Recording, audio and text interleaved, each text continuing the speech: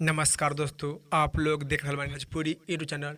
तो बहुत बहुत स्वागत बा। तो आप लोग के बता दी कि प्रदीप पांडे चिंटू जी के और अक्षय सिंह जी के एक साथ वाला फिल्म है लैला मजनू, जो कि टीवी पर चला दिया गया है। उम्मीद बाकी सभी दर्शक लोग जो कि टीवी पर लैला मजनू फिल्म देख ले बानी। जिन दर्शक लोग अभी तक लैला मजनू फिल्म न देख ले बानी वो दर्शक कमेंट के माध्यम से बताई कि अभी तक हम लैला मजनू फिल्म न देख ले बानी। तो उन दर्शक के लिए हम फिर से एगो नया रिपोर्ट के माध्यम से बताएं कि लैला मजनू फिल्म आप लोग के यूट्यूब पर कब देखे के मिली। अगर अभी तक आप लोग लैला मजनू फिल्म देख ले बानी तो आप लोग नीचे कमेंट के माध्यम से बताई कि प्रदीप पांडे चिंटू जी के और अक्षय सिंह जी के एक साथ वाला फिल्म लैला मजनू फिल्म आप लोग के देखे में कैसन लगल।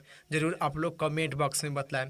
काहे कि टीवी पर भी धमाल मचले रहे फिल्म, काहे कि लव स्टोरी से भरा एक्शन से भरपूर फिल्म रहे लैला मजनू। तो आप लोग भी देख ले बानी तो आप लोग जरूर कमेंट के माध्यम से बताई कि प्रदीप पांडे चिंटू जी के फिल्म लैला मजनू आप लोग के देखे में कैसन लगल। और इस रिपोर्ट के बारे में का राय बा, का विचार बा, आप लोग नीचे कमेंट बॉक्स में बताएं। और इसी तरह से वीडियो से अपडेट खातिर और जानकारी खातिर आप लोग हमनी के चैनल के साथ बनल रही। फिलहाल में इतने, फिर से मिलेंगे अगले वीडियो में। जय हिंद।